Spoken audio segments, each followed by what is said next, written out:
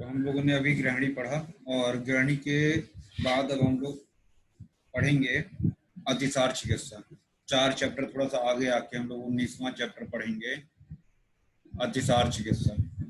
क्योंकि ये भी मंदाग्नि से ही हो रहा है, रोगा सर्वे अपि जानते मंदे अग्नि, उसी में ये अतिसार भी है, मंदाग्नि की वजह से हो रहा है। इसके कुछ पर्याय हैं। पर्याय क्या क्या है अतिसार के? उदरामय, उदरामय, उदर आमय, संधि विच्छेद अगर अलग अलग उसको करेंगे, उदर प्लस आमय, आमय मतलब व्याधि को बोलते हैं, तो उदरामय, त्रिकांड शोथ, त्रिकांड शोथ, त्रिकांड शोथ एवं गिलोद शोथ, गिलोद, गिलोद शोथ। ठीक है, तो थोड़ा सा बहुत ब्रीफ में आपके स्क्रीन पे जितना भी आपके स्क्रीन पे अभी वर्तमान में जो है सिर्फ उतना मैं शॉर्ट में बता दूं।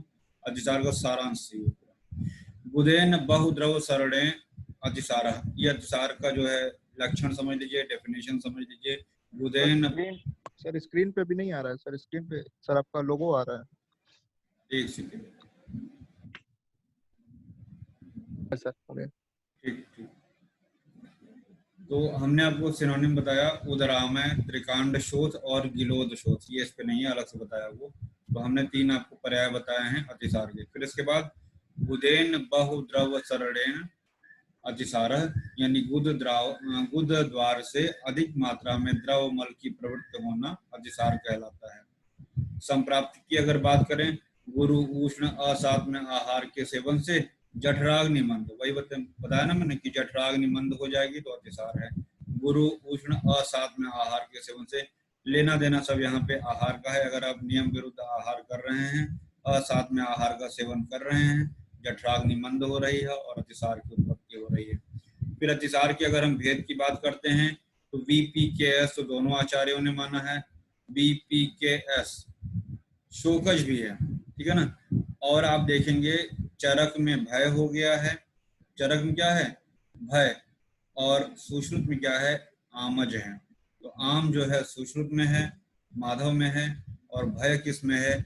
चरक में है, ठीक है ना। तो याद रखिएगा, चरक में भयज है और सुश्रुत में आमज है, यही थोड़ा सा कंफ्यूजन होता है। चरक सिद्धि में अतिसार के 36 भेद बताए हैं आचार्य ने, जब हम लोग सिद्धि स्थान पढ़ेंगे तो वहां पे देखेंगे, ठीक है। फिर उसके बाद ज्वरातिसार, यानी दोनों आचार्यों के अनुसार 6 भेद हो गए अतिसार के। ज्वरातिसार नाम से स्पष्ट है, जब अतिसार और ज्वर एक साथ। ज्वरातिसार की चिकित्सा का वर्णन चक्रपाणी ने किया है। माधव निदान में कृमि के उपसर्ग से अतिसार का होना यानी प्रधान माना गया है। अब ये भी हम बताएंगे जब कृमि बताएंगे। अतिसार का पूर्व रूप, जैसा कि हमने सुबेरे भी बताया था आपको, कि अतिसार का पूर्व रूप होता है विटसंग, यानी कि मल का बधना, संग मतलब रुक जाना। तो ये थोड़ा सा सोचना सुनने में अटपटा सा लगता है कि अतिसार का पूर्व रूप विटसंग कैसे हो सकता है, तो है। फिर उसके बाद एक लाइन लिखा हुआ है, रक्तातिसार, जो पित्तातिसार का रोगी पित्तजनक अन्नपान का अधिक सेवन करता है, उसका पित्त अत्यधिक दुष्ट होकर रक्तातिसार उत्पन्न करता है। मतलब कि रक्तातिसार पित्तातिसार का परिवर्धित रूप है, यानी कि जो पित्त अतिसार वाला भी हम लोग पढ़ते हैं, वही जो पित्त अतिसार वाला जो रोगी है, पित्तवर्धक आहार का लगातार सेवन करता रहे तो उसका पित्त अतिसार रक्त अतिसार में परिवर्तित होने लगेगा, यानी कि रक्त की प्रवृत्ति होने लगेगी मल के साथ में, ठीक है ना।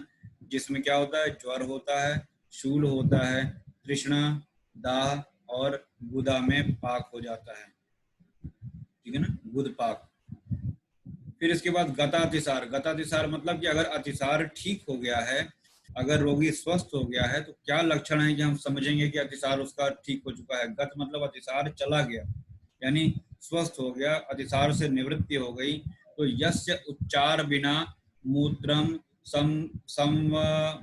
संवग वायुश्च गच्छति दीप्त अग्नि लघु कोष्ठस्य स्थितस्य उदरामय, अर्थात इसके मूत्र एवं अधोवायु यानी कि अपान वायु की गति और मूत्र की गति, प्रवृत्ति, मल की प्रवृत्ति बिना भली भांति होने लगे, मतलब मूत्र एवं अधोवायु की प्रवृत्ति उच्चार बिना। क्या मतलब निकालेंगे इसका? क्या सेंटेंस सही लिखा है, गलत लिखा हुआ है? जिसके मूत्र एवं अधोवायु की प्रवृत्ति मल प्रवृत्ति के बिना भली भांति होने लगे, अग्नि प्रदीप्त एवं कोष्ठ लघु हो जाए, तो उसको अतिसार रोग से निवृत्त समझना चाहिए। मैं यहाँ पे थोड़ा सा सुश्रुत का रेफरेंस देखना चाहूंगा कि सुश्रुत ने क्या बताया है। एक सुश्रुत का ही उत्तर तंत्र 40 का।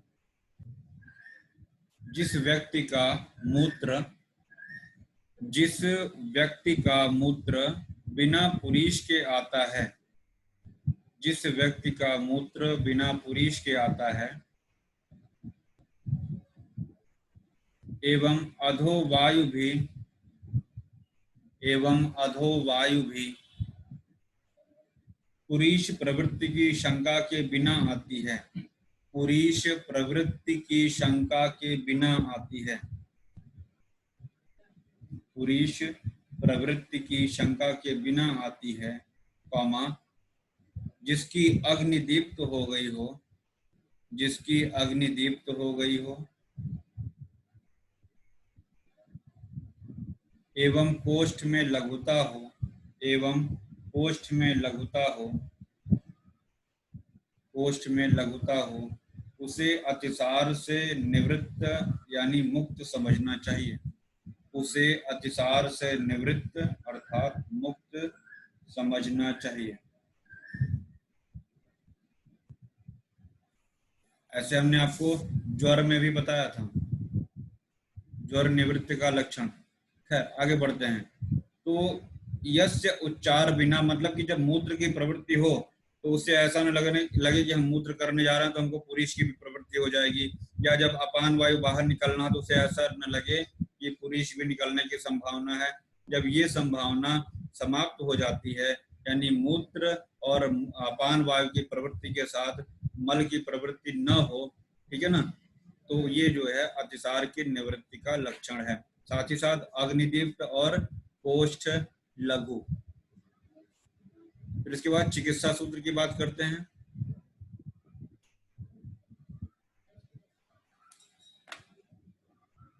ये समझ में आया कि नहीं? यस्य उच्चार बिना मूत्रम, यहाँ उच्चार शब्द के लिए या उच्चारण के लिए नहीं है, याद रखिएगा। यस्य उच्चार बिना मूत्रम संवग वायुश्च गच्छति, ठीक है ना। जो अपान वायु है उसकी प्रवृत्ति और मूत्र की प्रवृत्ति बिना मल के बिना पुरीष के अगर होती है भली भांति से, अग्निदीप्त तो हो जाती है, कोष्ठ में लघुता हो जाए, तो यह अतिसार निवृत्ति का लक्षण है। चिकित्सा सूत्र देखिएगा। सर्वप्रथम आम पक्व मल की परीक्षा कर लेंगे, अभी वो भी आएगा पूरा जब हम लोग पढ़ेंगे। बलवान रोगी में आमातिसार में सर्वप्रथम संग्राहक औषधि नहीं देना चाहिए, मतलब अगर रोगी बलवान है और आमातिसार है तो वहां तुरंत का तुरंत, जैसे हम लोगों ने रक्त पित्त में पढ़ा था कि अगर रक्त का प्रवाह हो रहा है तो तुरंत का तुरंत सडनली उसको नहीं रोक देंगे, ऐसा पढ़ा था अगर आपने रिवाइज किया होगा तो। वैसे ही बलवान रोगी में अगर आमातिसार है तो तुरंत का तुरंत संग्राहक औषधि देकर उसको नहीं रोक देंगे। और दंडालसक, आधमान, ग्रहणी, अर्श, शोथ, पांडु, कुष्ठ, प्लीहा, गुल्म, ज्वर रोग उत्पन्न हो जाते हैं। अगर आपने आमातिसार रोग में अगर ऐसा कर दिया, संग्राहक औषधि दे दिया, तो ये रोग उत्पन्न हो जाते हैं। ऐसे ही हमने रक्त पित्त में भी आपको बताया था कि अगर आप रोग देते हैं तो ये और ये और ये हो जाता है। पढ़ो, आप रिवाइज करो पीछे का, ये नहीं आगे का पढ़ रहे हैं तो पीछे का छोड़ते चलें। फिर देखिएगा, लंघन अतिसार के अल्प दोष में, अगर अल्प दोष है तो लंघन करेंगे, मध्यम दोष है तो दीपन, पाचन एवं प्रमथ्या का प्रयोग करेंगे। दीपन, पाचन एवं प्रमथ्या का प्रयोग करेंगे। दीपन, पाचन और प्रमथ्या का। प्रमथ्या और प्रमाथी में अंतर होता है, यहाँ दीपन, पाचन और प्रमथ्या है। बहुदोष, अगर दोष बहुत ज्यादा है तो विरेचन का प्रयोग करना चाहिए। अगर दोष बहुत ज्यादा है तब यहाँ पे विरेचन का प्रयोग करेंगे। अब सोचिए, एक तो अतिसार हो रहा है, ऊपर से आप विरेचन कराने की बात कर रहे हैं, अभी पढ़ा जाएगा आगे, ठीक। तो लंघन हुआ अल्प दोष में, मध्य दोष में दीपन, पाचन और प्रमथ्या हुआ, और बहुदोष में विरेचन कराना चाहिए। फिर अतिसार में मल कृच्छता होने पर, अगर अतिसार में मल कृच्छ हो जाए, मल कृच्छता मतलब, मल कृच्छता से क्या मतलब निकालते हैं, मल कृच्छता पूर्वक निकल रहा है, या मल अल्पता भी उसको समझ सकते हैं। कुछ लोग उसको मल अल्पता भी कह सकते हैं, कुछ लोग ये कह सकते हैं मल कृच्छता पूर्वक अगर निकल रहा है तो वहां पे अभया, ठीक है ना, यानी हरितकी के चूर्ण का प्रयोग करना है। तो याद रखिएगा कि अतिसार में मल की रिक्तता होने पर हरड़ चूर्ण का प्रयोग बताया गया है। अभया हरितकी को ही बोलते हैं। और कफज अतिसार में सर्वप्रथम लंघन कराते हैं। आश्वासन व हर्षणी चिकित्सा, याद रखिएगा अगर शोकज अतिसार है, शोक की वजह से अतिसार हो रहा है, जैसे एग्जाम है कल और पता चला कि टेंशन में अतिसार होने लगा, तो आप कितना भी दवा दीजिएगा कंट्रोल नहीं होगा। सबसे पहले उसको आश्वासन दीजिए, है ना, मत परेशान हो, पेपर अच्छा हो जाएगा, काहे परेशान हो, ये क्या हाल बना रखा है, तो थोड़ा सा उसको आराम मिलेगा, है ना, टेंशन नहीं लेने का, ठीक है ना। अरे क्या हुआ, तैयारी नहीं की है, बहुत आएगा, सप्ली आएगा, फिर बाद में निकल जाएगा, 2 महीने बाद एग्जाम हो जाएगा, ऐसा उसको समझा, तो उसका जो है अतिसार बंद हो जाएगा। यानी आश्वासन व हर्षणी चिकित्सा, ऐसी बातें उससे करो जो उसको अच्छी लगे, हर्ष पहुंचाने वाली बातें। तो ये शोकज अतिसार में हर्षणी एवं भय, अगर डर गया हो, अगर शोक से हुआ है तो हर्षणी, उसको ऐसी बातें बताओ जिससे उसको आनंद मिले, है ना।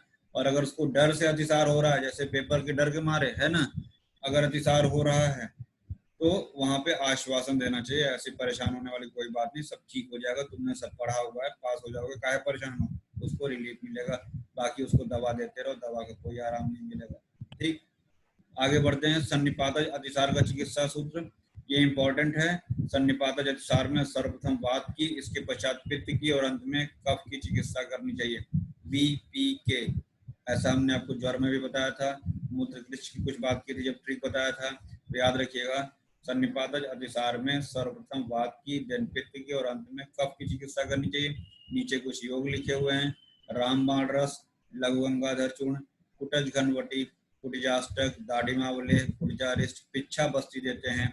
एकल औषधि में कुटज बिल्व, आपने देख लिया कि सुबेरे हम लोग यही सारे योग हम लोगों ने इसके पहले वाले लेक्चर में किसमें पढ़े थे, ग्रहणी में लगभग पढ़े थे। कुटज बिल्व यही सब घूम फिर के आ रहा था। तो लगभग दोनों का चिकित्सा सिद्धांत एक जैसा है, ग्रहणी का भी और अतिसार का भी।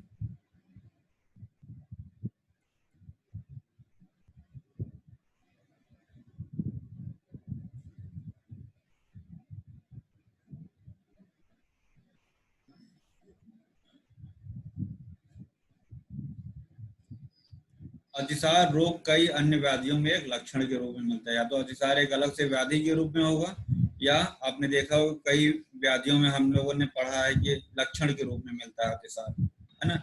वमन मिलता है, अतिसार होता है, शूल होता है, ज्वर होता है, फिर वहां पे अतिसार भी लिखा मिलेगा, पांडु भी लिखा मिलेगा, तमाम तरीके का। वही कह रहे हैं कि अतिसार कई रोगों में, व्याधियों में लक्षण के रूप में भी मिलता है। अतिसार को उदकवह, अन्नवह, पुरीशवह, स्रोतस की व्याधियों में रखा जा सकता है। जो आप स्रोतस जानते हैं उसमें UAP, उदकवह, अन्नवह और पुरीशवह, हम इसको UPA पढ़ते हैं। यूपीए गवर्नमेंट है ना, म्यूट कर लीजिए किसी का अनम्यूट है। UPA मतलब उदकवह, पुरीशवह और अन्नवह स्रोतस इसमें इन्वॉल्व होते हैं। द्रव मल की बार बार प्रवृत्ति होना इसका प्रत्यात्म लक्षण है, ठीक है ना। द्रव मल, ठीक है ना, हम लोगों ने ग्रहणी में पढ़ा था, कभी पक्व कभी अपक्व मल निकलता है, कभी द्रव रूप में कभी गांठ रूप में निकलता है, ऐसा हम लोगों ने ग्रहणी में पढ़ा था।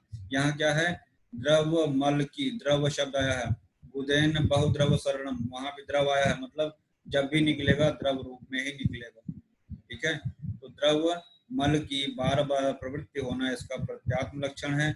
जब कभी उदर प्रदेश में अधिक आमदोष या मल संचित हो जाता है, तब प्राकृत नियम अनुसार वह वमन यानी ऊर्ध्व मार्ग से, अतिसार यानी अधो मार्ग द्वारा शरीर से बाहर निकाल दिया जाता है। अतिसार के निदानों में अजीर्ण भी एक प्रमुख निदान है। अतिसार उत्पत्ति में अग्निमांद एवं अजीर्ण योगदान है इसका भी। आचार्य चरक ने ग्रहणी दोष के अध्याय में इसे स्पष्ट किया है। कैसे, हम लोग पढ़ चुके हैं यहाँ पे, ठीक है ना। फिर इसके बाद आचार्य चरक ने स्पष्ट किया है कि अर्श, अतिसार और ग्रहणी, हमने आपको बताया था, जो हमने अर्श वाला चैप्टर आपको छोड़ा हुआ है वहां पे ये है क्या, नीचे देखिए, त्रयो विकाराः प्रायण ये परस्पर हेतवा, मतलब ये तीनों विकार परस्पर एक दूसरे के कारण हैं। कौन कौन से, अर्श, अतिसार और ग्रहणी, ठीक है ना। अर्श से अतिसार, अतिसार से ग्रहणी, ये सभी एक दूसरे से हो सकते हैं, ऐसा चरक ने चिकित्सा यानी अर्श चिकित्सा में बताया है। त्रयो विकारा प्रायण ये परस्पर हेतु, अर्शांसी चातिसारश्च ग्रहणी दोषे। चूंकि इसमें तीनों व्याधियां आ गई हैं तो आपको रेफरेंस याद रखना पड़ेगा। जो पहले नंबर पे आ रहा है अर्श, ये उसी अर्श चिकित्सा का 14 चैप्टर का है। ठीक, फिर इसके बाद ये रोग अग्नि के बल का नाश होने पर उत्पन्न होते हैं। ये हम आपको बता रहे हैं, अग्निमान से, मंदाग्नि से उत्पन्न हो रहे हैं। यहाँ तक कोई दिक्कत अभी तक? कोई समस्या यहाँ तक? सर वो सर जो चिकित्सा में सर एक पिच्छावस्थी सर, ये क्या लिखा होता है सर? अरे वहां पहुंचने दो ना। अभी तो हम आपको एक समरी बता रहे हैं, अभी थोड़ी ना बता रहे हैं चिकित्सा तो पूरा आएगा डिटेल। कितने पेज का है ये देख रहे हो? 34 पेज तक हम ले जाएंगे और आप पहले पेज में परेशान हो गए। वो तो समरी था ना, वो एब्स्ट्रैक्ट था, वो एक फिल्म का एक ट्रेलर था कह सकते हो। फिल्म तो अब चल रही है, धैर्य रखिए। देखिए यहाँ पे त्रयो विकारा प्रायण ये परस्पर हेतु के ऊपर एक लिखा हुआ है अत भगवान, फिर लास्ट में आया पृषद रज्ञे। तो लिख लीजिए, यही चरक का है जो हम लोग पढ़ेंगे, लिख लीजिएगा। राजा पृषद के यज्ञ के समय, राजा पृषद लिखा हुआ है, पृषद ऐसे देख के लिखिएगा। राजा पृषद के यज्ञ के समय, राजा पृषद के यज्ञ के समय गोवध के कारण, गोवध गाय की हत्या हो गई थी, गोवध के कारण अतिसार रोग उत्पन्न हुआ। तो राजा का नाम याद रखिएगा, गो हत्या से हुआ था उत्पन्न अतिसार। तो राजा पृषद के यज्ञ के समय गाय का वध हो गया था। ये कहानी आपके बुक में भी आएगी, ये प्रसंग आएगा अभी, तो याद रखिएगा इसको। चूंकि श्लोक आ गया तो आपको लिखा दिया, अभी हम लोग बुक में पढ़ेंगे इसको। ये भी आया है जो त्रयो विकारा प्रायण परस्पर हेतु तस्मादि अग्निबल रक्षमेषु, वहां पे अग्निबल की आपको रक्षा करनी है, ठीक है ना। इन तीनों विकारों से रक्षा करने के लिए अग्नि की विशेष रूप से आपको रक्षा करनी पड़ेगी। फिर आता है, देखिए आगे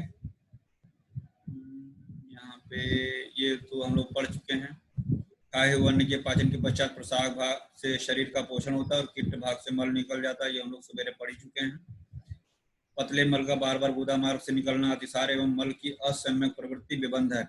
यहाँ पे अतिसार और विबंध का थोड़ा सा डिफरेंशिएशन कर दिया। पतले मल का बार बार गुदा मार्ग से गुदेन बहुद्रव शरणम अतिसार, अभी नीचे फिर आएगा श्लोक।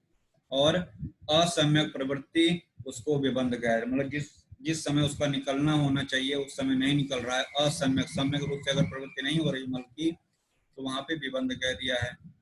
फिर अतिसार का लक्षण किन किन व्याधियों में उत्पन्न होता है?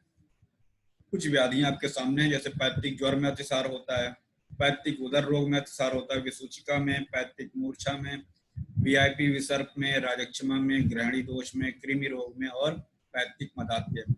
ये कुछ व्याधियां ऐसी लिखी हुई हैं जहां पे अतिसार लक्षण के रूप में उत्पन्न होता है, ठीक है।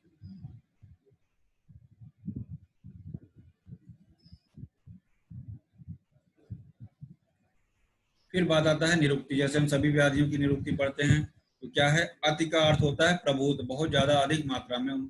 कोई चीज अति हो जाती मतलब बहुत ज्यादा हो गया, यानी कि बहुत अधिक मात्रा में, प्रभुत संख्या में। श्री का मतलब होता है शरण यानी निकालना, श्री का अर्थ होता है शरण यानी प्रवृत्ति करना, निकालना। और अति प्लस श्री, इसमें ऋच अच प्रत्यय लगने से अतिशयन सारयति मलम इति अतिसारः। सारयत मतलब रेचयत, चाहे सारत चाहिए चाहे रेचयत कहिए। तो अतिश्री ऋच अच प्रत्यय अतिशयन सारयति मलम इति अतिसार, जैसे मैंने लिखा हुआ है, ब्रैकेट बनाया हुआ है, ऐसे आपको लिखना है, ठीक है, क्लियर। कुछ रेफरेंस लिखा हुआ है, चरक में 19वां हम लोग पढ़ ही रहे हैं। सूक्ष्म उत्तर तंत्र गलत लिखा हुआ है, उसको सही कर लीजिएगा। उत्तर तंत्र अभी हमने क्या बताया, 40 40 है, ठीक है। किताब में हर चीज सही नहीं होती है। तो डल्हण का जो ये लाइन है, अति सरलम अतिसारः, ये डल्हण का हो गया। गुदेन बहुद्र सरलम अतिसारः जो हम बार बार बोल रहे हैं, ये विजय रक्षित जी का है। किसका है? विजय रक्षित जी। तो रेफरेंस लिखिएगा, विजय रक्षित। शारंगधर में क्या है, अतीव सरयति इति अतिसारम गुदेन, ये शारंगधर का है, ठीक है ना।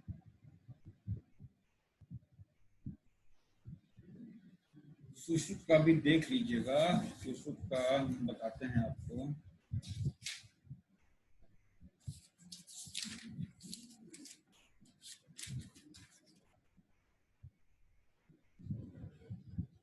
श्लेष्म कृशान वर्चो मिश्र मारुतेन प्रणम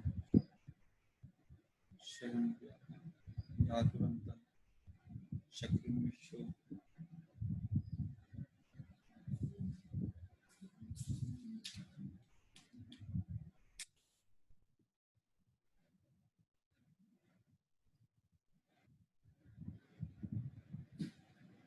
सारंगधर विजय रक्षित ढलवण 3 देखिए आप, वो कुछ मुझे सही नहीं लग रहा है, ठीक है, मुझे सही नहीं लग रहा है कुछ अच्छा वाला, क्योंकि बुक मेरे सामने खुली, उसमें ऐसा कुछ मुझे दिख नहीं रहा।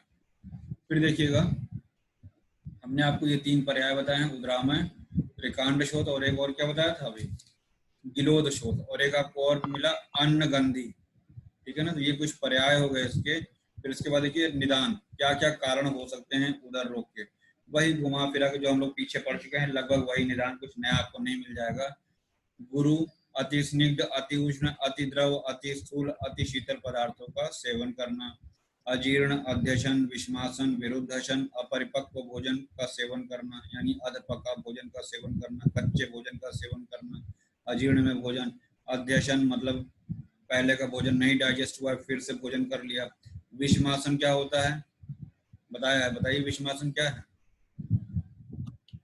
पथ्य और अपथ्य का एक साथ सेवन। विरुद्धासन आप जानते हैं, 18 प्रकार के विरुद्ध आहार बताए गए हैं। तो जो ये नियम के विरुद्ध जो भोजन करने से, दूषित जल के सेवन से, आप जानते हैं कॉलरा वगैरह फैलता है, तो कहते हैं कि भैया दूषित पानी को उबाल के पियो। अति अम्बुपान, बहुत ज्यादा जल पीने से भी, दूषित मद्यपान सेवन करने से, पॉइजन से, भय से, शोक से, अभी हमने एग्जाम्पल बताया, वेग धारण करने से, अधारणी वेग को धारण कर लेने से भी, स्नेहन स्वेदन यानी पंच कर्म का मिथ्यायोग कर दीजिए कॉम्प्लिकेशन के रूप में उसका। ऋतु विपर्य, ऋतु विपर्य से, एक ऋतु से दूसरे ऋतु में जाने पे, साथ में विपर्य है ना, अत्यधिक जल क्रीड़ा में, पानी में बहुत ज्यादा स्नान करने से, है ना, बहुत ज्यादा स्विमिंग पूल में बैठे रहने से, कृमि दोष से, अभी इसका श्लोक नीचे आ रहा, बहुत इंपॉर्टेंट है, अर्श एवं ग्रहणी दोष उत्पन्न होने पर भी, त्रयो विकारा प्रायण, ये परस्पर हेतु वाला श्लोक जो भी हम लोगों ने पढ़ा है। तो ये आपके 8 पॉइंट सामान्य अतिसार के निदान हो गए, कारण हो गए, ठीक है। आगे देखिएगा, ये आपका कृमि रोग का ये है लक्षण, इंपॉर्टेंट है ये श्लोक। कृमि रोग सुश्रुत का है, उत्तर तंत्र 54 में वर्णन है। ज्वरो विवर्णता शूलम हृदय रोग सदनम ब्रह्म भक्त द्वेषो अतिसारश्च संजात कृमि लक्षणम। ये वर्म इन्फेस्टेशन के, यानी कि अगर कृमि है शरीर में, कीड़े हैं, वर्म हैं, तो ये लक्षण उत्पन्न होते हैं।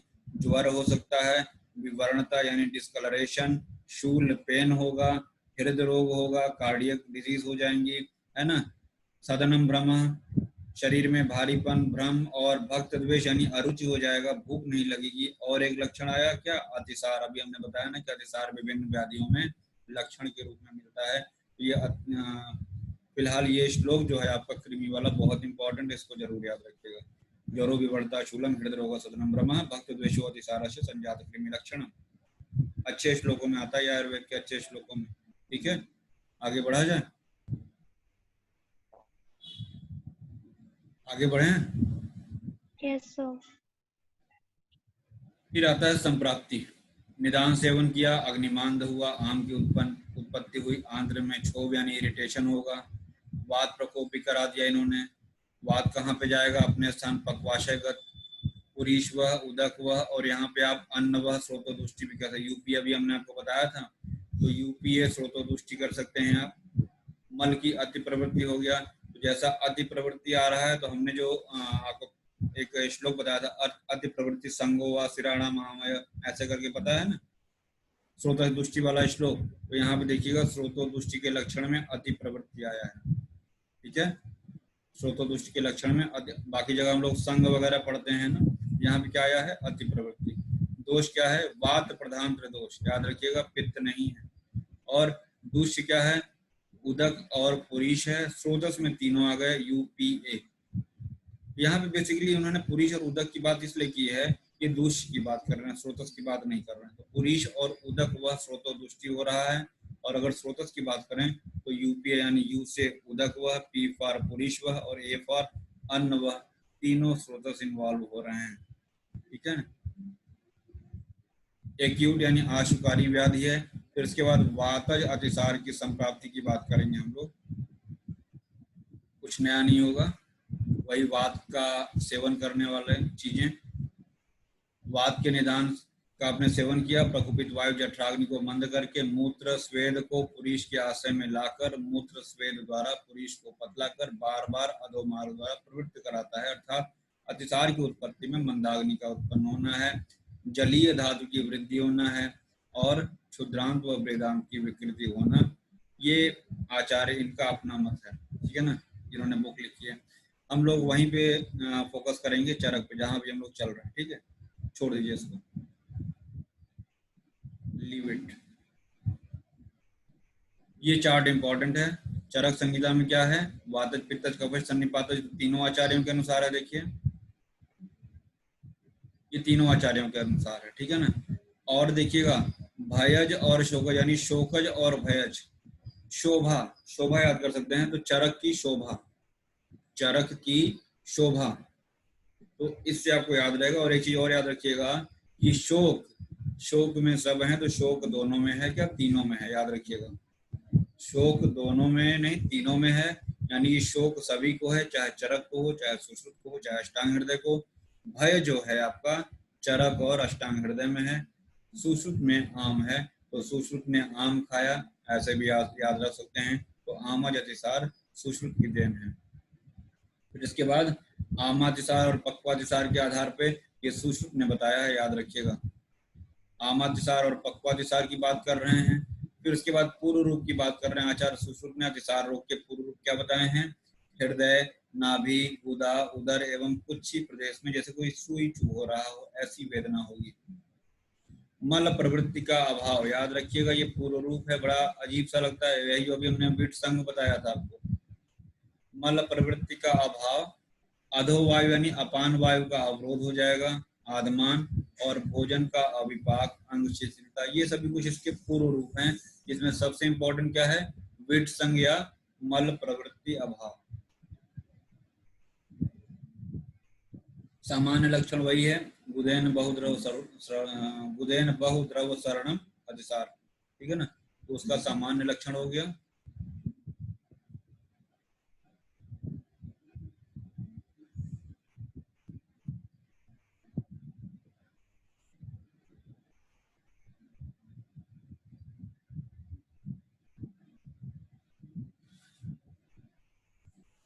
ये सब हम लोग पढ़ चुके हैं, ग्रहणी में आया था, कहाँ आया था कि पक्वातिसार, पक्व, आम और पक्व में क्या अंतर होता है, जो मल पानी में तैरे, जो मल पानी में तैरे वो पक्व है और जो डूब जाए वो आम होता है। और वो भी एक कंडीशन थी, तनु, तनु मल के लिए नहीं है, मल सॉलिड होना चाहिए तब, ठीक है ना, ऐसा कुछ हम लोग पढ़ चुके हैं पहले, रिवाइज किया करो।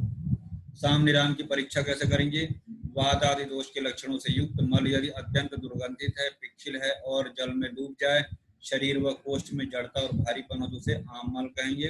और इसके विपरीत मल में दुर्गंध पिछलता न हो और जल में डालने पर तैरता रहे, कोष्ठ में लघुता हो तो उसे पक्व या निराम समझना चाहिए। तो ये साम और निराम मल का यहाँ पे आपको अंतर बताया गया है।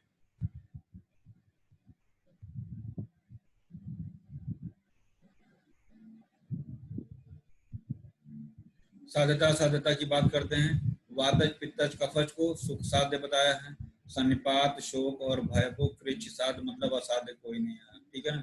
बीपी के सुख साध्य है, सन्निपात शोक और भय से जो हो रहा है वो कृच्छ साध्य है, ये आपको याद रहना पड़ेगा। और ये जो असाध्य लक्षण है, असाध्य, उसमें जो 6 भेद बताए हैं उनमें असाध्य नहीं बताया है, परंतु चरक ने असाध्य अतिसार के अलग से लक्षण बताए हैं। ठीक, बहुत इंपॉर्टेंट है, ये ध्यान से देखिए। अगर पक्व जामुन के समान स्निग्ध कृष्ण वर्ण का मल आ रहा है, पके हुए जामुन के समान अगर मल का वर्ण है, स्निग्धता है, कृष्ण वर्ण का है, यकृत खंड के समान कृष्ण लोहित वर्ण वाला है, यानी पक्व जामुन के समान, यकृत खंड के समान, यकृत को अगर आपने देखा हो तो ब्राउनिश होता है, थोड़ा सा ब्राउनिश होता है, डार्क ब्राउनिश यकृत का कलर, लीवर का कलर। तो कुछ उस तरीके का अगर मल निकल रहा है, पतला मल निकल रहा है, तनु। और देखिए चौथा पॉइंट, घृत, तैल, वसा, मज्जा, दूध, वैश्वार, दधि, मांस, इनके धोवन के समान अगर मल निकल रहा है, ठीक है ना, इनके धोवन के समान, मयूर पिच्छ के समान, जैसे मोर का पंख जो होता है ना, अनेक रंग का चंद्रिका युक्त होता है, देखा होगा मोर का पंख, अगर इस तरीके से चमकीला अगर मल निकल रहा है तो वो भी असाध्य हो जाएगा। अगर मल में कृष्ण और नीले वर्ण का कलर मिल रहा है तो वो भी असाध्य होगा। शव के समान यानी कुड़पगंधी अगर है, दुर्गंधित है, तृष्णा, दाह, तम, श्वास, हिक्का, अगर ये सब उत्पन्न हो रहा है, पार्श्वशूल है, ये सब भी आपका असाध्य मल का है। और ये देखिए गुद वालियों में या गुदा में पाक व गुदभ्रंश, गुदभ्रंश का मतलब होता है रेक्टल प्रोलैप्स, गुदा बाहर निकल के आ जाए, गुदा में पाक, अगर पाक वहां पे हो गया है, और गुदभ्रंश रेक्टल प्रोलैप्स, गुदा बाहर निकल आ रही है। गुदा में 3 वलियां होती हैं, जब अर्श पढ़ाएंगे तो वहां बताएंगे। और श्वास, शूल और ज्वर से पीड़ित अगर रोगी हो, और आचार्य चरक ने सन्निपात को भी असाध्य माना है। यहाँ पे इन्होंने बता दिया कि सन्निपातज भी असाध्य है, ऊपर वाला यानी कि गलत था, इसको आप सही मानिए कि सन्निपात भी असाध्य हो गया। साथ ही साथ अगर ये कंडीशन है तो चाहे वातज हो, चाहे पित्तज हो, चाहे कोई भी हो, अगर ये सारे लक्षण मिल रहे हैं तो वह अतिसार असाध्य होगा। ठीक है, अतिसार का उपद्रव देख लेते हैं। इतने उपद्रव दे रखे हैं, जिसमें एक उपद्रव है मूत्राघात, एक उपद्रव के रूप में इसमें मूत्राघात, याद रखिएगा इसको, ठीक है ना। और ज्वर जो है अतिसार के उपद्रव के रूप में होता है, मूर्छा है, ये सब हम जानते हैं, लेकिन ये मूत्राघात इंपॉर्टेंट है, इसको याद रखिएगा।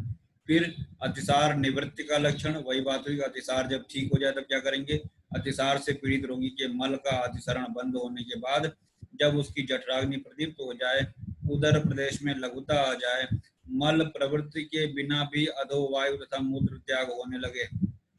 जनरली होता क्या है कि जब मूत्र त्याग करेगा तो मल की प्रवृत्ति भी हो जाएगी, जब अपान वायु निकालेगा तो भी मल की प्रवृत्ति हो जाएगी, परंतु जब ये कंडीशन समाप्त हो जाए यानी मल की प्रवृत्ति के बिना अधोवायु और मूत्र का त्याग करने लगे तो ये अतिसार निवृत्ति का लक्षण है।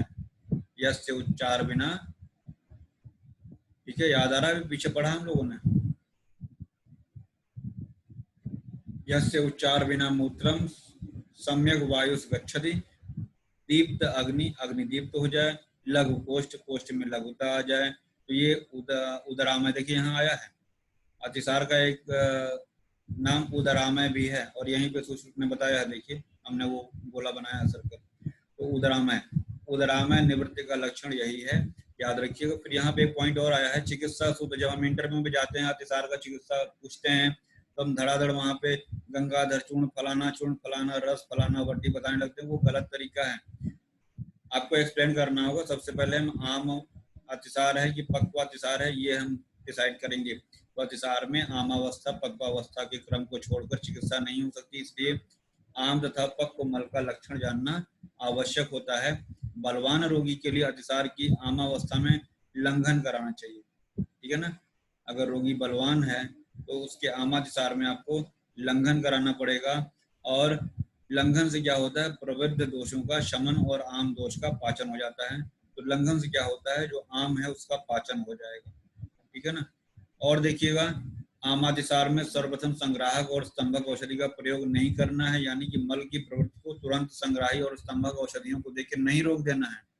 यदि आमातिसार में पहले संग्राही औषधियों के द्वारा आम मल को रोक लिया जाएगा, अभी हम लोगों ने पीछे पढ़ा था, ये सभी व्याधियां हो जाएंगी, दंडालसक है, आधमान, ग्रहणी, शोथ, पांडुप्लीहा, कुष्ठ, गुल्म, उदर, ज्वर इत्यादि रोग उत्पन्न हो जाएंगे, ठीक है ना। इसलिए आमातिसार में संग्राही और स्तंभक औषधियों का प्रयोग कतई न करें। यदि आमातिसार में आम मल सुगमता से निकल रहा हो तो उसे निकलने देना चाहिए। यदि संचित आम दोष पूर्ण रूप से न निकलता हो, अर्थात थोड़े मल दोष के साथ निकलते हो, तो रोगी को हरड़ का चूर्ण कल्क के रूप में या एरंड तेल में किसी एक को उष्णोदक से दें। यहाँ पे ईसबगोल भी लिखा हुआ है, याद रखिएगा। यानी कि आम है अंदर लेकिन अगर निकल नहीं रहा है, यानी आपने ये डायग्नोसिस ये बना ली आम कहीं न कहीं अंदर है लेकिन वो निकल नहीं रहा है, तो उसको निकालने के लिए हरड़ चूर्ण का प्रयोग अभी आया था पीछे भी, तो हरड़ चूर्ण का प्रयोग करेंगे, संक्षिप्त वाले में आया था अभी पीछे। और एरंड तेल में उष्णोदक, ये सब आप प्रयोग करेंगे, और इससे क्या होगा, विरेचन होकर आम दोष शरीर से बाहर निकल जाता है। मतलब जो रुका हुआ है, जो आम दोष शरीर में रुका हुआ है, उसको आपको रेचन के द्वारा बाहर निकाल देना है, ठीक है ना। अतिसार रोग शांत हो जाता है, शरीर में लघुता आती है, जठराग्नि की वृद्धि हो जाएगी। और आगे बढ़ते हैं। और अगर आमावस्था में प्रथम लंघन अथवा पाचन औषधि का प्रयोग करें, और अति तरल मंड पेया लघु भोजन की व्यवस्था करनी चाहिए। यानी कि भोजन कैसा होना चाहिए, मंड पेया और लघु भोजन का प्रयोग करना चाहिए। और अतिसार रोगी में अल्प दोष में लंघन, मध्य दोष में दीपन पाचन और प्रमथ्या, और क्या बताया तीसरा मैंने, अधिक दोष में विरेचन। तो लंघन, लंघन पाचन और विरेचन, याद रखिएगा। लंघन, लंघन पाचन और दोषावसेचन हम लोग पीछे भी कहीं पढ़े हैं। अगर दोष बहुत अल्प रहता है तो लंघन कराते हैं, मध्यम दोष में लंघन पाचन कराते हैं, और बहुत अधिक दोष है तो वहां पे दोषावसेचन यानी कि संशोधन कराते हैं। और वैसे ही अतिसार में अगर दोष अल्प है तो लंघन, मध्य दोष में दीपन पाचन और प्रमथ्या, और अधिक दोष में विरेचन कराना है। प्रमथ्या के रूप में क्या क्या प्रयोग करते हैं, कुछ प्रमथ्या का यहाँ नाम दिया हुआ है, पिपल्यादि प्रमथ्या, इवेरादि प्रमथ्या, है ना, ये प्रमथ्या हैं कुछ।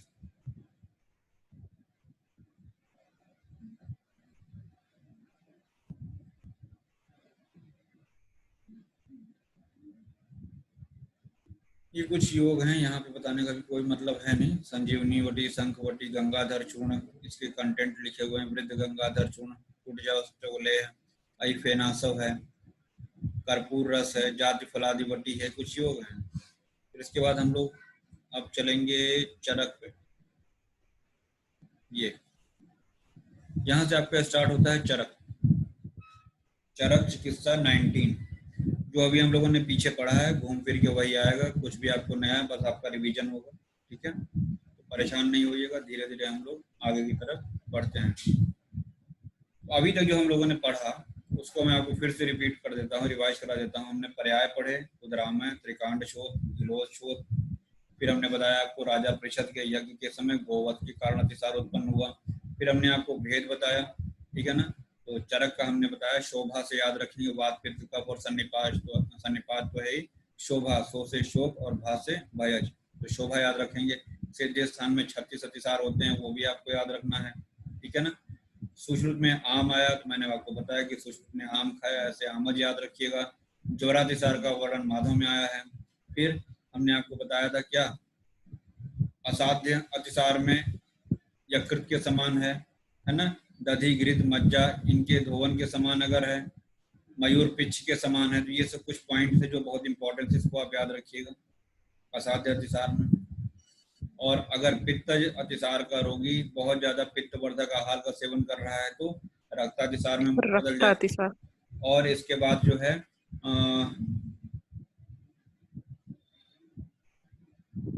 अतिसार का चिकित्सा सिद्धांत, आम और पक्व, आम और निराम, साम और निराम देख के, और स्टार्टिंग में अगर आम की अवस्था है तो वहां पे हमको स्तंभक और ग्राही औषधियों का प्रयोग कतई नहीं करना है, ये भी हमको ध्यान रखना है।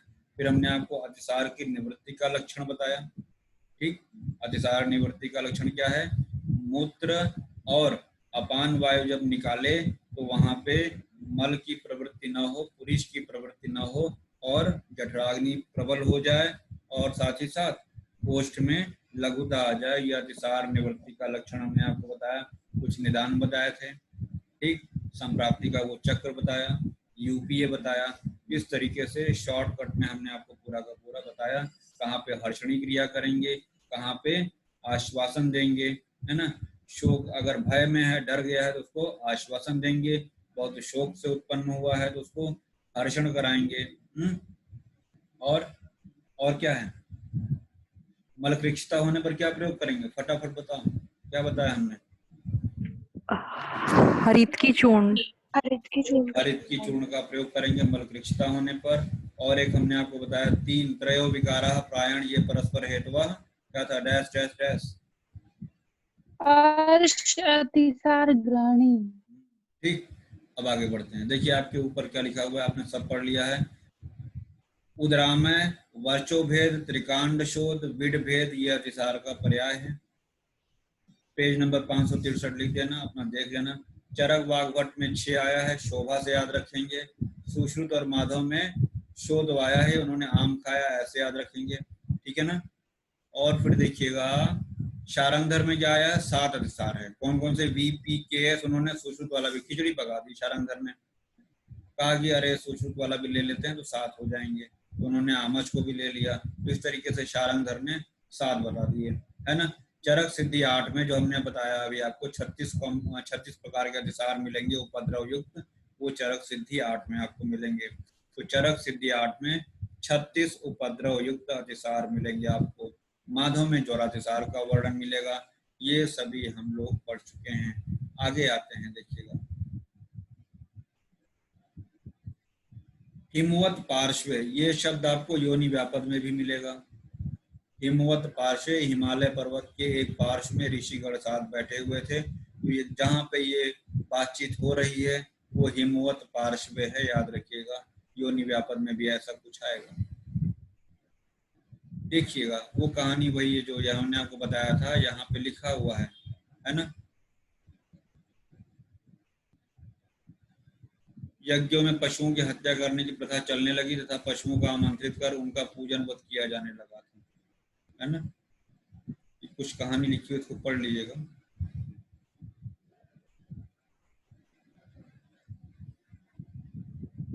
गौओं के मांस, यहाँ गाय के मांस की बात आई, और यहीं पे राजा प्रसद की बात भी कहीं लिखा होगा। अरे ये राजा प्रसद, वही हमने आपको शॉर्ट में लिखा है कि राजा प्रसद के यज्ञ में गाय की हत्या होने से अतिसार रोग उत्पत्ति हुई, याद रखिएगा।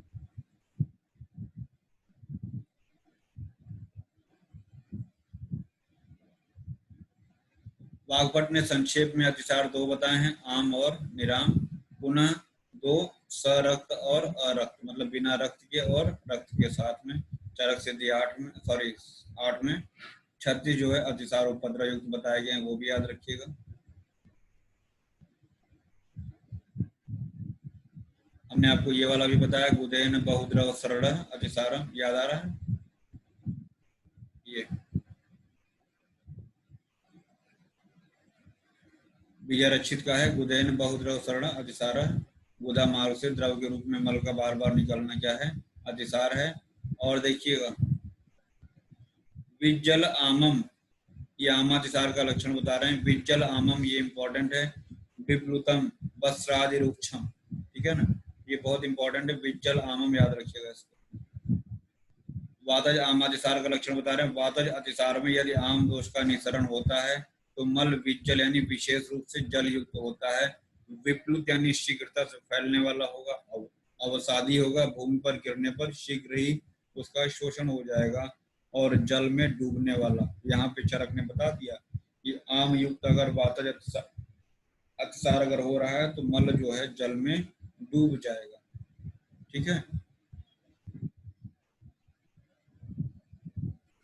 और इस तरीके से तो यहाँ कुछ है नहीं, देखते हैं। देखिए यहाँ कुछ हमने लिखा है, अतिसार पूर्व रूप सुश्रुत के अनुसार विट संग, आधमान और अविपाक। विट संग अभी हमने आपको बताया था, साथ ही साथ आधमान और अविपाक भी होगा। और सुश्रुत के अनुसार आमातिसार का एक लक्षण लिखा हुआ है, नाना वर्ण नैकशम सार्यति, विभिन्न वर्ण का। नाना वर्ण नैकशम सार्यति, आपके पास नोट्स है, उसको देख लीजिएगा, किताब में जैसे लिखा हुआ है वैसे उतार लीजिएगा। नाना वर्ण नैकशम सार्यति, ये आमातिसार का लक्षण सुश्रुत का है।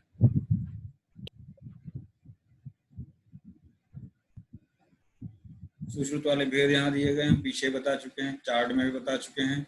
फिर ऊपर था वातज आमातिसार का विज्जलम करके आया था। फिर वातज पक्वातिसार का ध्यान रखिएगा। वातज पक्वातिसार यानी हम कह सकते हैं चरक ने भी आमातिसार और पक्वातिसार की बात की, लेकिन वातज अतिसार के रूप में, यानी वातज अतिसार को आमज और पक्वातिसार और आम के रूप में यहाँ पे उन्होंने वर्णित किया है। इसमें याद रखिएगा परिकर्तिका है, परिकर्तिका और हिरिष्टरोमा, ठीक है ना। गुदा में कैंची से काटने के समान वेदना और मल त्याग करते समय रोमांच तथा श्वास की वृद्धि। मल त्याग करते समय हृष्ट रोमांच होगा और श्वास का वेग बढ़ जाएगा। शुष्क मुख, जब वात होगा तो सब सूखा सूखा रहेगा, तो मुंह सूख जाता है ना। और लास्ट में क्या लिखा है, वात अनुग्रथित, मतलब वायु द्वारा मल सूख कर गांठ के रूप में हो जाता है। हमने आपको बताया था अभी सुबेरे वाली क्लास में, कटु तिक्त कषाय क्या करता है, आप ही को बताया था ना। बद्ध विणमूत्र शिष्ट विणमूत्र, बता दे रहे हैं फिर से।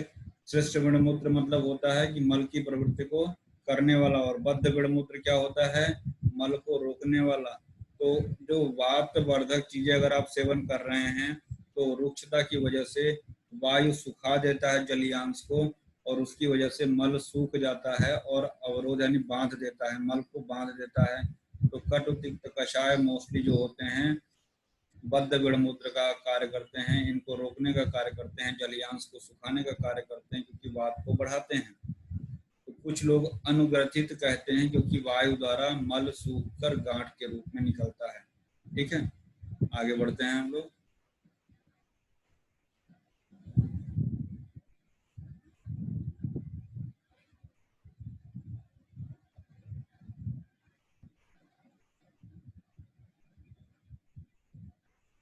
यहाँ पे कुछ योग लिखा गया, ऊपर बता दे रहे हैं। जाति फलादि चूर्ण, अगर शारंगधर की बात करें तो सभी कंटेंट का आधा भाग भंगा है, यानी जितना कंटेंट हम लेंगे उन सब का आधा जो है भांग हो जाएगा, यानी कि मेन कंटेंट क्या हो गया, भंगा हो गया। ठीक है ना। और मात्रा एक कर्ष में मधु के साथ में सेवन करते हैं जाति फलादि चूर्ण का, यानी जितने कंटेंट लेंगे उन सारे कंटेंट का आधा भाग भंगा होगा कैनाबिस, और मात्रा एक कर्ष और मधु के साथ में सेवन करते हैं। एक है जाति फलादि बटी, उसकी भावना पान सोरस, जो तांबुल हम लोग कहते हैं उसके सोरस की भावना, और इसका जाति फलादि बटी का जो अनुपान है वो तक्र है। एक लोकनाथ रस है, भुवनेश्वर रस है, कर्पूर रस है, इसका प्रयोग भी अतिसार में करते हैं। कर्पूर रस में भावना इंपॉर्टेंट है, जल की भावना दी जाती है कर्पूर रस में। ठीक है। पित्तज अतिसार का लक्षण देखिएगा। पित्तज अतिसार में पीड़ित व्यक्ति हल्दी के रंग के समान, कुछ इसमें याद नहीं करना है, सब हम लोग पीछे भी ऐसे पढ़ते हैं, वही पित्त वाले सारे के सारे लक्षण होंगे। ठीक है ना। शूल ब्रह्न संताप, याद रखिएगा, ब्रह्न रोग जो होता है, शूल जो होता है, ये आपका यहाँ पे दे रखा है। बागवट में गुद पाक आया है, पाको गुद, यानी पित्तज अतिसार में गुदा पाक होता है, सुश्रुत में भी गुदा पाक और ज्वर बताया गया है पित्तज अतिसार के लक्षण के रूप में। सब पीडीएफ है, एक बार रिवाइज करिएगा, जहाँ पे टाइम देना होगा हम खुद ही दे देंगे, है ना। अभी हम लोगों ने पढ़ा था कि बागवट में भी साम निराम आया है, फिर शाम को भी दो सरक्त और अरक्त, वैसे गणनाथ सेन ने भी दो प्रकार बताया है, आम और निराम। ठीक है, गणनाथ सेन का भी याद रखिएगा। फिर कफज अतिसार का लक्षण याद करिए, वो टाइम जब हमने आपको बताया था कृत्य अपकृत संगीतम, याद आ रहा है, लेक्चर याद आया वो, ये कैसा अतिसार की करने पर भी बना हुआ है, कुछ ऐसा बताया है आपको। कृत्य अपकृत्य संज्ञा, मतलब कि अतिसार करने, मतलब मल त्याग के पश्चात भी ऐसा महसूस होता रहे कि मल त्याग नहीं किया है। देखिए ये लिखा हुआ है, मल त्याग कर देने पर भी हमने मल का त्याग नहीं किया है, ऐसी रोगी को आशंका बनी रहे, वही हमने बताया था। ये कैसा अतिसार की करने पर भी शंका बनी है, कैसा से कफज। ठीक है, बहुत इंपॉर्टेंट है, याद रखिएगा। और यही कृत्य अपकृत्य संज्ञा, यही लक्षण आपको अष्टांग हृदय ने मूत्र वृद्धि में भी बताया है। ठीक है ना, यहाँ मल बढ़ जा रहा है, वहाँ मूत्र बढ़ जा रहा है, तो अष्टांग हृदय का मूत्र वृद्धि का लक्षण है कृत्य अपकृत्य संज्ञा, याद रखिएगा। और एक यहाँ पे लिखा हुआ वेगा शंकी श्रेष्ठ विटको अपि भूय, वेगा शंकी श्रेष्ठ विटको अपि भूय, ये भी यहीं लिख लीजिएगा, हम बता दे रहे, फिर से बोल दे रहे हैं। वेगा शंकी श्रेष्ठ विटको अपि भूय, वही कृत्य अपकृत्य संज्ञा का ही विपरीत रूप है, दूसरे तरीके से इसी को लिखा गया है। तो किसी आचार्य का मत है वेगा शंकी श्रेष्ठ विटको अपि भूय, वेग आशंकी श्रेष्ठ विट को डमरू वाला ड बनेगा अपि भूयः।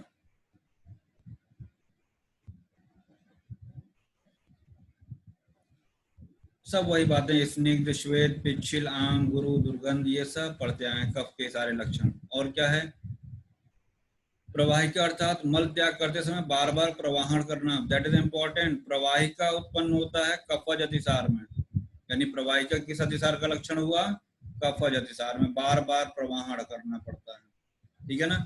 उदर, गुदा, बस्ती और वंक्षण प्रदेश में गुरुता होती है, मल त्याग करने पर भी शंका बनी रहती है। ये सभी आपका कफज अतिसार। कफज ग्रहणी का एक लक्षण हमने बताया था, स्त्री स्वहर्षणम और अकृशस्यापि, अकृश होते हुए भी दौर्बल्य। याद आ रहा है? Yes sir. पढ़ो पढ़ो, Yes, sir. पढ़ोगे नहीं सब दिक्कत हो जाएगी। वो जो हमने अभी आपको लिखा है, आप कहेंगे सर जी जब लिखा रहता है तो काहे पेन चलवाते हैं। पेन चलाने से अच्छी बात है, याद रहता है। यही लिखा है हमने, वेगा शंकी शिष्ट बिट को अपि भूया। जब सर जी ने चलाया है तो आपको चलाने में क्या दिक्कत है ना। तो सुश्रुत ने भी वही चीज बताया है कि वेग की आशंका बनी रहती है। ये कफज अतिसार का है, याद रखिएगा इसको। जब ओवर हो जाए तो बता देना, हम रुक जाएंगे, ठीक है। भयज और शोकज अतिसार में वात हरि क्रिया मोस्ट इंपॉर्टेंट है, यानी कि शोभा की चिकित्सा में वात हरि, वात का शमन करने वाली चिकित्सा करेंगे, हर्षण और आश्वासन चिकित्सा करेंगे। यानी दोनों अतिसार में, चाहे भयज हो चाहे शोकज हो, हर्षण, आश्वासन और वात शमन वाली चिकित्सा करेंगे। भयज, शोगज, आगंतुज अतिसार में वातज अतिसार के लक्षण मिलते हैं। क्यों मिलते हैं मैं बता दूं कि जो भय से वात बढ़ता है, शोक से भी वात बढ़ता है, ठीक है ना। जब आदमी शोक में रहेगा, एक थोड़ा सा एग्जांपल बता रहे हैं, जब आदमी डिप्रेशन में रहेगा, शोक में रहेगा, तो आपने देखा है उसको नींद नहीं आती। नींद कब नहीं आती है, अनिद्रा, जब वात बढ़ता है। वात बढ़ने पे ही अनिद्रा बढ़ती है। तो आप इससे भी अंदाजा लगा सकते हैं। कॉन्सेप्ट क्लियर समझिए, यानी शोक में रहेगा, डरा हुआ रहेगा तो वात एग्रीवेट रहेगा, और वात बढ़ने का लक्षण ही है अनिद्रा। यानी भय में रहे चाहे शोक में रहे, उसको जो है वातज अतिसार का लक्षण मिल रहा है। साथ ही साथ आगंतुज अतिसार में भी वातज अतिसार के लक्षण मिलते हैं। इसीलिए कहा गया कि भयज और शोकज में वात हरि क्रिया करनी है, यानी कि वात को हरने वाली चिकित्सा करनी है। क्यों? क्योंकि शोकज और भयज, साथ ही साथ आगंतुज अतिसार में वातज अतिसार वाले लक्षण मिल रहे हैं। फिर देखिए, कृच्छ साध्य कौन कौन सा अतिसार होगा।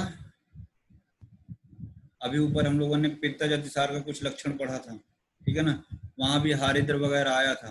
तो याद रखिएगा, पित्तज अतिसार का लक्षण ऑब्जेक्टिव में पूछ रहा है श्लोक रख के, या कृच्छ साध्य अतिसार का लक्षण पूछ रहा है, देख लीजिएगा। यहाँ मंजिष्ठा, मांस, धावन, सन्निकाशम ऐसा भी लिखा मिलेगा साथ में, यानी कि ये कृच्छ साध्य का है। वराह मेध सदृश, वराह सुअर को बोलते हैं, सुअर की चर्बी के समान अगर निकल रहा है तो वो भी कृच्छ साध्य होगा। याद रखिएगा, यह असाध्य नहीं, कृच्छ साध्य की बात हो रही है। असाध्य वाला जो भी हमने आपको बताया था वो नीचे अभी आएगा, तो ज्यादा परेशान नहीं हो। तो सर जी ने सब गलत सलत बता दिया। अभी हम आपको कृच्छ साध्य का लक्षण बता रहे हैं। तो कृच्छ साध्य में क्या हुआ, हारिद्र, हरित, नील निकलेगा, साथ ही साथ मंजिष्ठा, धावन यानी धोवन के समान, और साथ ही साथ क्या है, रक्त कृष्ण श्वेत वर्ण का, और सुअर के मेद के, बराह के मेद के समान अगर निकल रहा है तो कैसा है, कृच्छ साध्य है, ठीक है। तो याद रखिएगा। साथ ही साथ सभी वर्ण मल से मिले हुए, अगर सभी वर्ण के मतलब कई वर्ण वाले अगर मल हो, अगर मल का वर्ण कई वर्णों का हो तो वो भी कृच्छ साध्य होगा, ठीक है। आगे देखिएगा, सन्निपातज अतिसार को कृच्छ साध्य समझना चाहिए।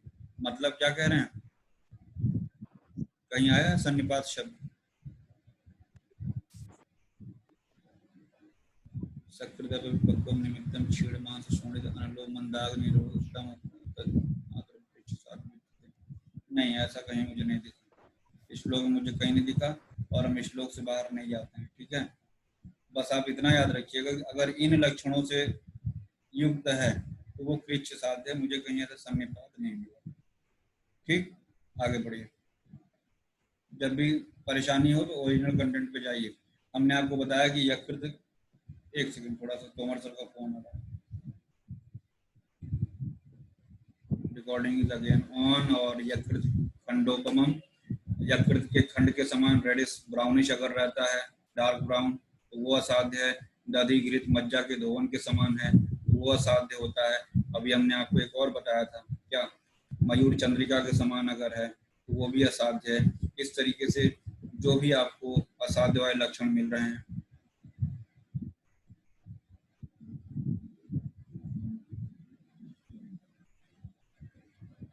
ये सब देख, है ना, जिसके मल के ऊपर मक्खियां अधिक बैठती हैं, मयूर पिच के समान चंद्रिका युक्त हो, है ना, इसको पढ़ लीजिएगा, ये सब देख लीजिएगा।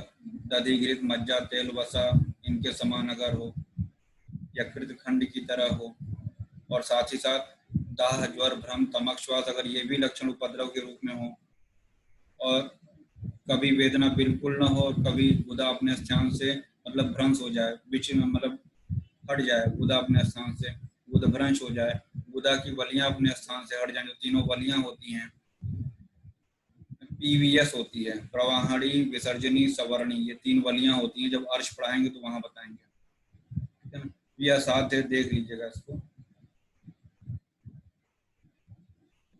आगंतुक अतिसार में ये आपका भयज और शोकज हो गया, वातज अतिसार के लक्षण मिलते हैं, ये अभी हमने आपको बता दिया था, ठीक है ना। आगंतुक अतिसार में मानसिक दोष से भय और शोक, ये 2 आगंतुक अतिसार होते हैं, और इनमें वातज अतिसार के लक्षण मिलते हैं। इसीलिए अभी हमने बताया वात हरि क्रिया करते हैं और हर्षण करते हैं, और क्या करते हैं, आश्वासन देते हैं। तो आगंतुक अतिसार की चिकित्सा भी याद रखिएगा। यहाँ एक ऊपर छूट गया है, अतिसार में विशेष परीक्षा करनी चाहिए। सन्निपातज तथा अन्य अतिसार जब तक असाध्यावस्था को प्राप्त न हो गया हो, उससे पूर्व ही जिस दोष की अतिसार में प्रधानता हो उसका विचार कर तथा अतिसार के कारण उपशय और दोष विशेष की परीक्षा कर चिकित्सा करनी चाहिए। उपशय और अनुपशय हम लोगों ने निदान 1 ज्वर में पढ़ा था। उपशय मतलब पॉजिटिव इफेक्ट आना, अनुपशय मतलब निगेटिव इफेक्ट आना, ठीक है ना। तो हमको उपशय और दोष विशेष की परीक्षा करके चिकित्सा करनी है। हेतु उपशय दोष विशेष परीक्षया, सिर्फ इतना ही रख के पूछ लेगा किस व्याधि के संदर्भ में चरक ने कहा है, यूजी के बच्चों के लिए बता रहा हूं, तो आपको अतिसार को एक्सप्लेन करना पड़ेगा। क्लियर, वो लाइन इंपॉर्टेंट है।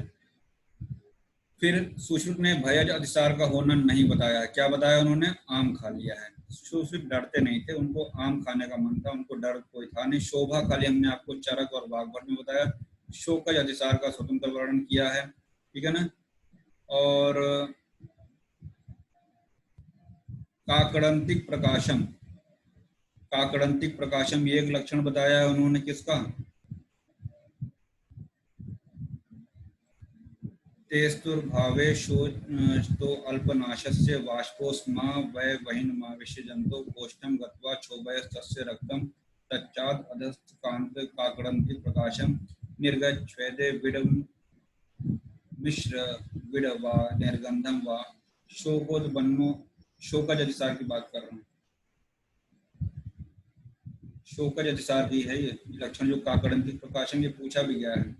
काकड़ंतिक प्रकाशम ये शोकज अतिसार का है, और ये शोकज अतिसार जो है ये दुष्चिकित्सा होता है, ये याद रखिएगा। काकड़ंतिक, काकड़क कुष्ठ, कौन सा दोष है काकड़क कुष्ठ में, सर असाध्य है। असाध्य सन्निपातज। अरे तो दोष पूछ रहे हैं, दोष सर कफज है। वाह वाह वाह। सर त्रिदोष। मैंने आपको एक ट्रिक बताया था, कॉम आरपी सिंह का, वात पित्त का, फिर वात पित्त, फिर पित्त का, फिर कफवात, और लास्ट में का से सन्निपात था, यानी कि काकड़क सन्निपात से था और वो असाध्य था। पढ़ा करो, म्यूट कर लो म्यूट कर लो, रिवाइज करो, नहीं तो इकट्ठा हो जाएगा तो फिर संभाल नहीं पाओगे, फिर सिलेबस को पकड़ना मुश्किल नहीं नामुमकिन हो जाएगा, मैं बता दे रहा हूँ। भय और शोक से वायु शीघ्र कुपित हो जाती है, अभी हमने बताया था आपको, इसलिए भय और शोक से उत्पन्न अतिसार में वातनाशक और हर्ष उत्पन्न करने वाली आश्वासन क्रिया करनी चाहिए। तो इसको हमने अलग से लिख लिया है कि शोक में आपको हर्ष देना है और भय में आपको आश्वासन देना है। अभी हमने आपको एग्जाम्पल दिया था एग्जाम के एक दिन पहले, लूज मोशन होने वाला, या आजकल एक बहुत कॉमन बीमारी फैली हुई है कोविड का, यहाँ पे भय के कारण भी डायरिया होने लगता है। यहाँ पे कोई मेडिसिन नहीं, तो आपको वहाँ पे समझाना पड़ेगा ऐसा कुछ नहीं, परेशान नहीं, है ना, उसको समझाना पड़ेगा, आश्वासन चिकित्सा देनी है वहाँ पे।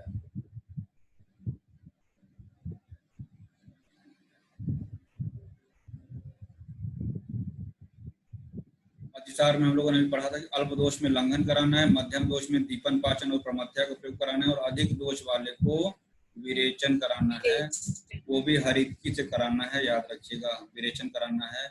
और आमातिसार में सर्वप्रथम संग्राही औषधि का प्रयोग नहीं करना है, अगर कर देंगे तो ये आम, दंडावसक, आदमान, ग्रहणी, अर्श, पांडु, प्लीहा, ये सब अभी पीछे पढ़ाया मैंने, यहाँ पे आया ना, यानी कि स्टार्टिंग में आपको मल की प्रवृत्ति को नहीं रोकना है। अतः चिकित्सक को चाहिए कि उत्कृष्ट होकर स्वयं निकलने वाले मल दोष की उपेक्षा करते हैं, यानी कि उसको निकलने दें, अथवा यदि दोष कठिनता पूर्वक बाहर निकल रहा हो, यानी कि थोड़ा सा दिक्कत हो रहा हो, कृच्छता के साथ निकल रहा हो, तो क्या प्रयोग करना चाहिए? हरड़ यानी अभया का प्रयोग। कृच्छम वाताम दद्याद अभ्याम संप्रवर्तनी, ठीक है ना। अगर कृच्छता से मल निकल रहा है तो किसका प्रयोग करना है?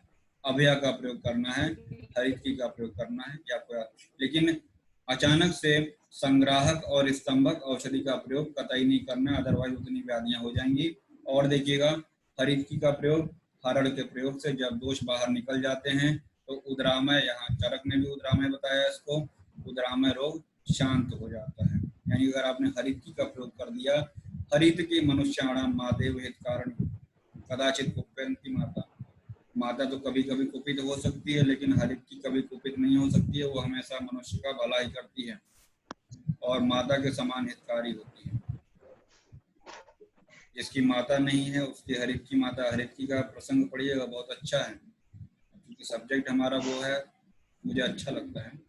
फिलहाल अतिसार में साधन याद रखिएगा, म्यूट कर लीजिए, किसी का अनम्यूट है। यदि अतिसार रोग से पीड़ित व्यक्ति में दोष का कोप मध्यम हो तो दीपन, पाचन और प्रमथ्या का प्रयोग करना चाहिए। याद रखिएगा, प्रमथ्या का प्रयोग मध्यम दोष में है, ये भी पूछा गया है, और अल्प दोष में है तो लंघन कराना चाहिए। लंघन हम आपको कई प्रकार का बताए हैं, चतुष्प्रकारा संशुद्धि, पिपासा, मारुत, आतप, पाचनानुपवासश्च, व्यायामश्च इति लंघनम, ये 10 प्रकार के लंघन होते हैं। चतुष्प्रकारा संशुद्धि, 4 प्रकार के पंचकर्म है उसमें, पिपासा प्यास, मारुत वायु, आतप धूप,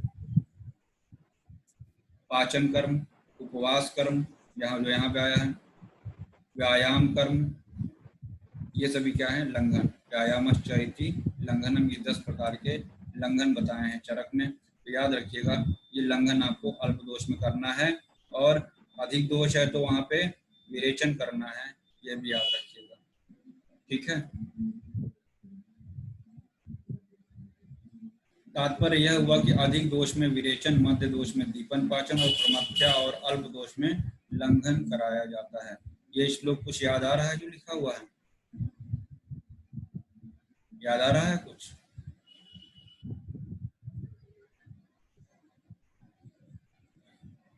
हाँ, ये अतिसार निवृत्ति का लक्षण जो अभी पीछे पढ़ाया था वही लिखा हुआ है, आगे बढ़िए।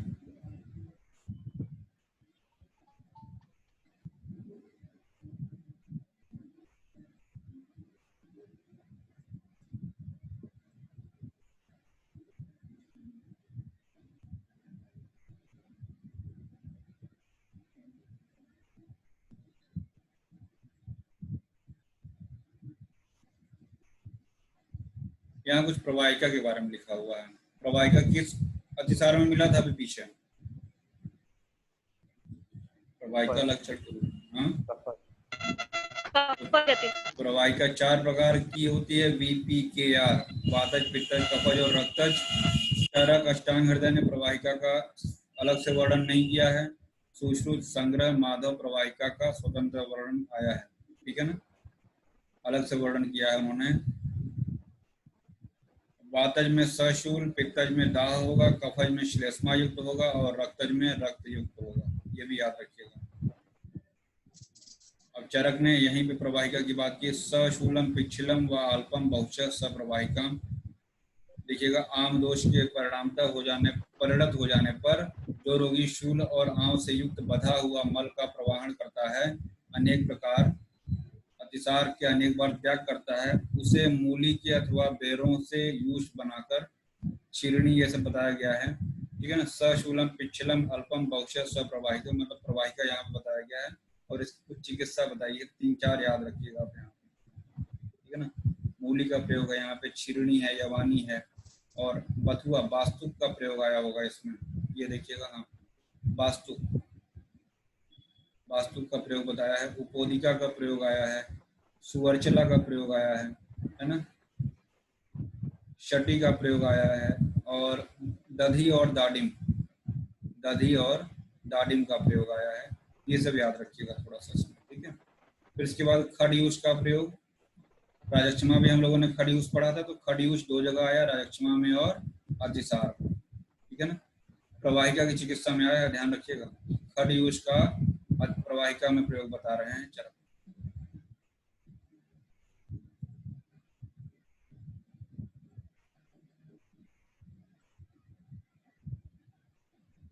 कुटज व बिल्व प्रवाहिका की श्रेष्ठ औषधि है। पुरीक्षय में मांस का प्रयोग, अब थोड़ा सा हम लोग यहाँ पे रोकेंगे इसको, अगली क्लास में पढ़ेंगे इसको। 2 लेक्चर में करना मुझे लगता है सही रहेगा।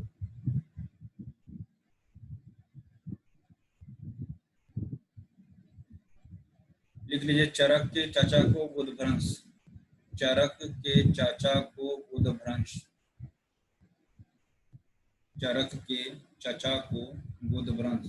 चरक से हो गया, चरक में बुधभ्रंश, चचा से चांगेरी और चव्याधिघृत, चांगेरी घृत और चव्याधिघृत, चांगेरी और चव्याधिघृत। और देखिएगा, पानम अम्ल सर्पिचा, मतलब अम्ल सर्पी, अम्ल युक्त घृत का पान करना है बुधभ्रंश में। ठीक है। और उसी घृत से अनुवासन वस्ती भी देनी है। अम्ल सर्पी का पान करना है, उसी से अनुवासन वस्ती भी देनी है, साथ ही साथ चांगेरी और चव्याधिघृत। एक और चीज, चव्याधिघृत में जो है यवक क्षार पड़ा हुआ है, ये भी आपको याद रखना पड़ेगा। ठीक है ना, यवक क्षार पड़ा हुआ है।